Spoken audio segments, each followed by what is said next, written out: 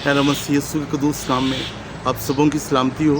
खुदा आपको बरकत दे और शलोम टीवी देखने वाले तमाम अजीज़ जो इस चैनल को देख रहे हैं, खुदा आप सबके साथ हो। और ज़रूर है कि इस चैनल को आप लाइक भी करें और इसको शेयर भी करें दूसरों के साथ, ताकि खुदा का कलाम ज़्यादा से ज़्यादा फैल सके। अभी जो जिस ज़बूर में से मैं आपको की चंद आयात आपको सामने पेश करूँगा, वो है ज़बूर 145 उसकी 18वीं आयत से।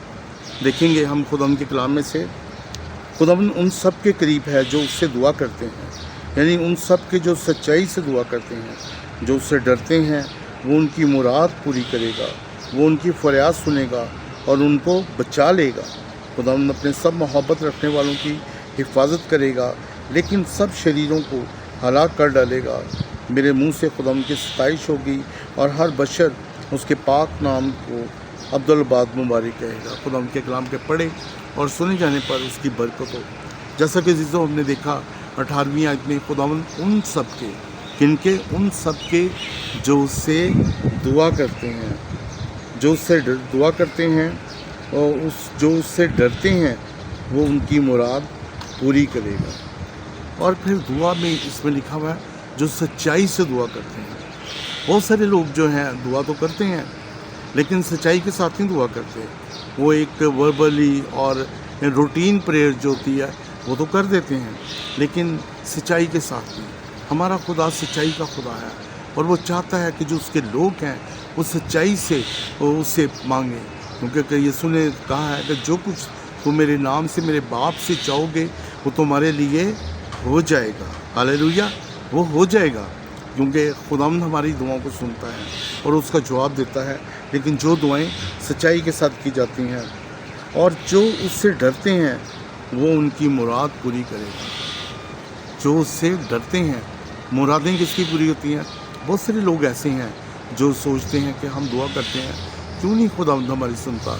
रीज़न ये है कि हम खुदावंद का डर और उसका खौफ उस तरीके से नहीं मानते जैसे हमें मानना चाहिए। तो देखेंगे कि उन सब के करीब है जो सच्चाई से दुआ करते हैं। हमारे सामने सदर मिस्र अब्दुल वजूद की एग्जाम्पल है। वो खुदा से डरते थे, दुआ करने वाले लोग थे, दिन रात दुआ करने वाले लोग थे।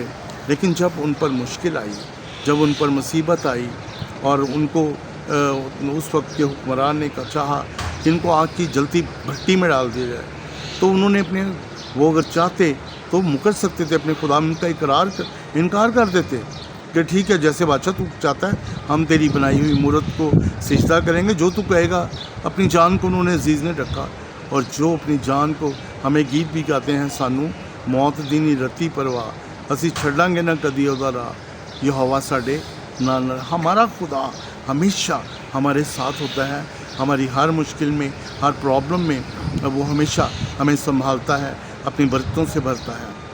तो आप देखते हैं कि उनको सदर मिस्र कब्दन जो तीनों दोस्तों को आग की जल्दी, बल्कि जिन लोगों ने रस्सियों से बांधकर उनको आग में फेंका था, कलाम में हमें बताता है कि वो जल के मर गए, लेकिन उन तक कोई ज़रर भी ना पहुंचा, बल्कि खुदा ने उनको संभाला। अब जो बादशाह है, बहुत सारा दरबार लगा हुआ था और बादशाह के लोग, वज़ीर और जितने लोगों ने उनके ख़िलाफ़ ये महाज खड़ा किया था, सभी लोग उस जगह मौजूद थे कि उनको जलता देखें।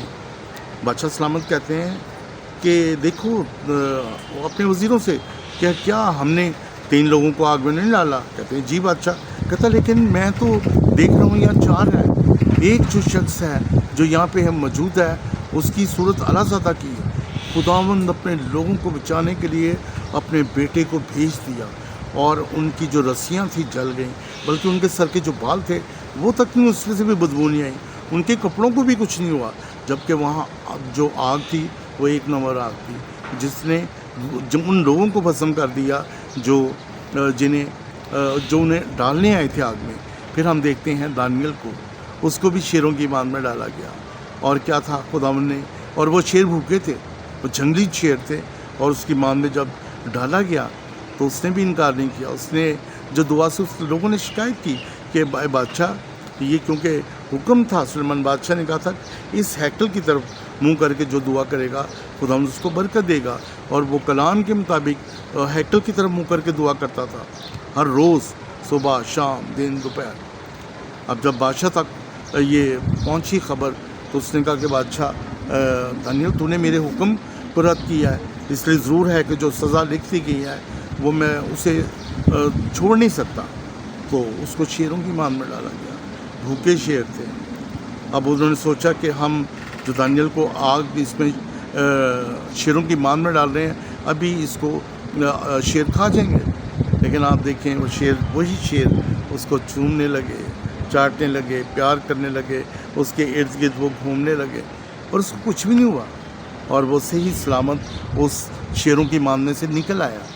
تو یوں ہی وہ خدا آج کل بلکہ اب تک لا تبدیل ہے، وہ اپنے لوگوں کو آج بھی سنبھالتا ہے۔ مشکلیں، پریشانیاں آتی ہیں، لیکن میرے عزیزو آپ یقین رکھیں، ایمان رکھیں، بھروسہ رکھیں خداوند پہ۔ خداوند آپ کو کبھی چھوڑتا نہیں، لیکن شرط پتہ کیا ہے؟ جو سچائی سے دعا کرتے ہیں۔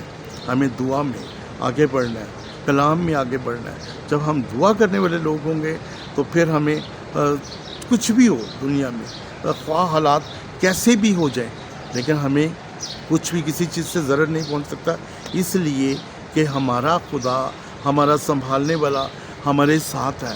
وہ ہمارا محافظ جو ہے، نہ تو وہ اونگتا ہے، نہ وہ سوتا ہے، نہ اس کو نیند آتی ہے۔